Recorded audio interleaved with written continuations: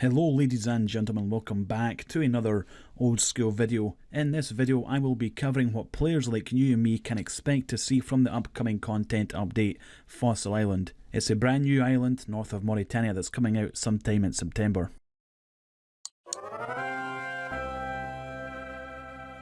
The island is going to have a mix of different scaling and PVM content that has to be unlocked via short quests that you will start by speaking to the curator in Varrock Museum, Hague. The quest that actually introduces the island and allows you to get on it will be named Bone Voyage and will involve building the boat in a dig site that will be used to sail to the new Fossil Island. Once you get there, the island isn't open for you to explore, so let's read a quick bit of the dev blog right here.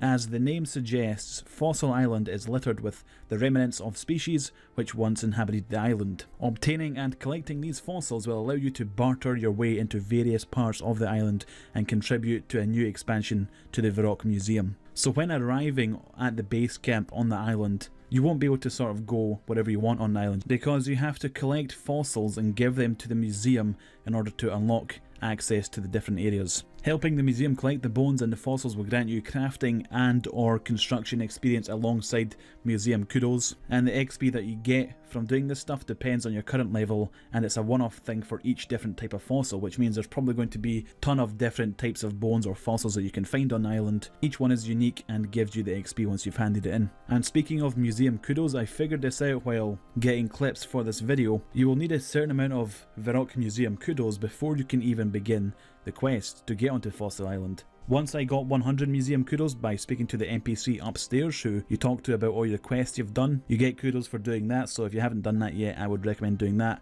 And once I got over 100 museum kudos, I was then able to start the quest, or so said the Hague and the NPC. When the content actually comes out I should be able to get started instantly and shouldn't have to get kudos beforehand. So there's going to be a ton of skilling on Fossil Island.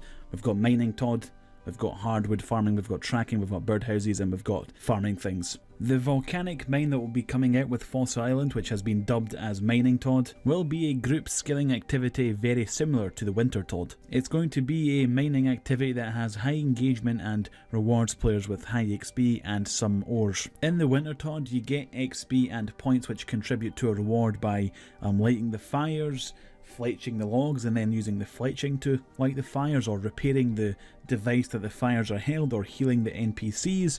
There's a couple of things that you can do to get points and be rewarded. And so that theme will continue over to the volcanic mine, the Mining Todd, where you can control the flow of the lava to, I assume, avoid players or avoid certain paths that you don't want it to take. You can remove rocks from the walls, you can solidify the floors, and you can obviously do the mining and depositing of the minerals. And as I mentioned earlier, the reward, the big reward being the mining experience. At level 50 mining, at only level 50 mining, you can do this and get 40k mining XP per hour.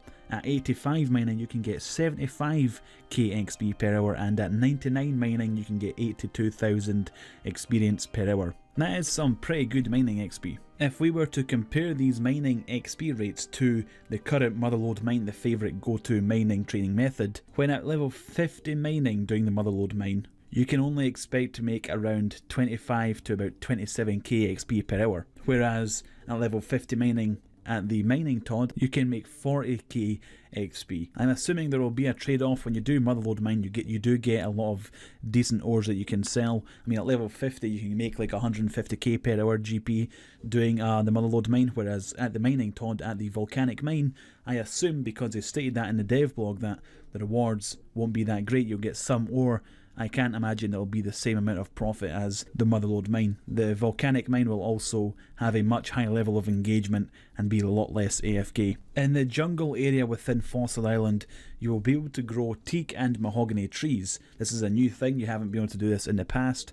And they have low farming requirements on level 35 for teak trees and 55 for mahogany trees. And there will be 3 patches on the island. However, the hardwood trees, the teak and mahogany trees, will take forever to grow. Stated in the dev blog, a teak tree will take an average of 4,480 minutes to grow. and mahogany will take 5,120 minutes to grow. That's 75 hours for teak trees, which is over 3 days, and it's 85 hours for mahogany trees. That is a hell of a long time. Those are lots of hours to wait, and I'm assuming it's on purpose so it doesn't lower the price of teak and mahogany planks too much at least. Fossil Island will also be the host to a plant-like animal that can be hunted down by tracking them with the use of the hunter skill, I imagine. Similar to how you track kebets in Hunter, you can track them down and harvest the creature for herbs from its back. Apparently it can be anywhere on the island, so tracking it can take you on a wild goose chase and it could take you quite a long time to find it. However, once you do find it, you will be rewarded with an XP rate of 150k XP per hour at level 85 hunting, which goes up to 160k per hour at 95 hunting. So this is a high level hunting method, and the herbs that you harvest from the creature once you've found it will be related to your level, so the higher you are, the better herbs you get. And another hunting update coming to Fossil Island is the ability to build house traps, bird house traps. And this is a low level hunting method compared to the one we just covered before, which is a high level one. The birdhouses offer experience rates superior to any other method between the levels of 5 and 35. The birdhouses are a single use thing, so unlike bird snares where you could use them and then once they've either caught a bird or they failed to catch a bird, you can just pick them back up and replant them. With the birdhouses you'll have to rebuild them every single time. And you also need to use seeds as bait to lure in the birds. And it takes on average about 5 minutes to catch a single bird. There are 4 different tiers of birdhouse, the maximum being the teak birdhouse, which can hold up to 10 birds at a time, so it will take around 50 minutes to fill up that birdhouse. And finally we have Ultra Compost. Super Compost can be combined with volcanic ash to make Ultra Compost. The volcanic ash can be found near the volcano or within the volcanic mine, and it can also be mixed with Haralander to create a compost potion, something that was only available via Nightmare Zone. And it can also be used directly on the compost bin if it is super compost. So if you have an entire bin, farming bin full of super compost, using volcanic ash on that bin will turn it into ultra compost, giving you a lot more buckets of ultra compost. So not only do I have this new island with a bunch of new content on it, we also have an underwater area, so polish off your fishbowl helmets, because inside that underwater area, when swimming around in it, it will grant passive agility experience as if you're doing an agility course. As you swim around you're just going to get XP. Although it's not fantastic XP, if you were constantly going around inside the water area, you can get up to 30k XP per hour if you were level 99. So this isn't a good way to just train agility if you're going for a purely agility XP. You wouldn't want to come to this underwater area on Fossil Island to train it. The reason for the low amount of agility experience doing this is because it gets trained while doing everything else in that underwater area. There will be thieving content that involves swimming around the whole area and stealing from treasure chests. On this map here you can see the little chest icons dotted around. Those are probably the treasure chests, and there's no doubt that people will find the best routes to take to optimise how much chests you get in a short amount of time. Maybe optimise the agility XP you get while doing it too. The thieving XP when doing this isn't going to be as good as the other top thieving methods, because there's always a trade-off. Everything in this area is a trade-off. You get a little bit less XP because you're getting agility XP while doing everything. And who knows, it might also be a little bit funner because you're not just standing in one spot, pickpocketing one guy or stealing from a single stall. You have to swim around the underwater area. There's also a new farming patch where you can grow giant seaweed. It has a level 23 farming level, and the giant seaweed can be cooked on a range or a fireplace, things like that, for 2 soda ash. I assume this is more of a content update aimed towards Iron Men, just to make it another viable way to get soda ash instead of just buying out the charter ship shops. There's also going to be a crossover with the skills fishing and hunter. Using drift nets underwater will be a fishing method similar to hunter, where you lay the trap, you lay the fish net, fish eventually swim into it and get caught.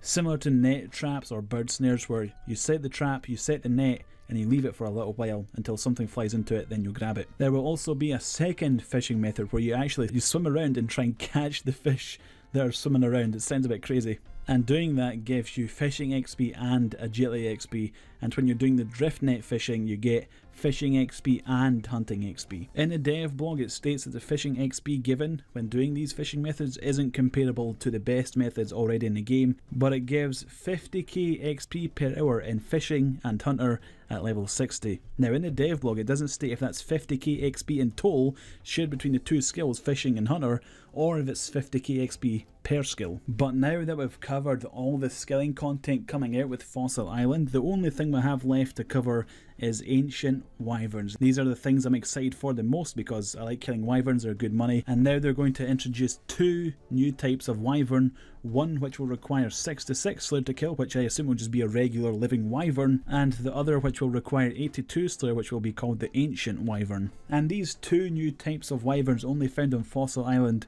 will have a few new unique drops alongside having similar drop tables with the current skeletal wyverns. They will drop the Granite Boots. On screen right now you should see the stats for the Granite Boots. They require 50 defense and 50 strength to equip, offering a strength bonus and defensive stats superior to Ruin Boots. And alongside the Granite Boots, they are bringing out the Dragon Longsword, which will require 50 attack and strength to equip, and the Granite Longsword will sit as the best slash weapon for players with level 50 to 60 attack. And the final unique drop from the new wyverns will be the Ancient Wyvern Visage, which when combined with an elemental shield makes the Ancient Wyvern Shield. Obviously this is very similar to the DFS, it provides very similar stats, but this will be more of a magic shield than it is a melee shield, and it requires 75 defense and 70 magic to equip. And the main bonus for wearing this is that players become immune to the Wyvern Dragonfire, or the Wyvern Freezing Fire, I don't really know what you call it, but wyverns have a special attack where they freeze players and it can be very frustrating. This renders that useless. It also provides limited protection against Dragonfire, regular Dragonfire, so with this shield combined with a, let's say, extended anti-fire potion, that should make you completely immune to regular Dragonfire. And again, very much like the Dragonfire shield, it needs to be charged, and when it's on 0 charges, it has no stats. It will be charged using fossils on the island. And the final thing about this shield is that, very similar to the DFS again, where the DFS has its own sort of special attack, so does this. When you activate the shield,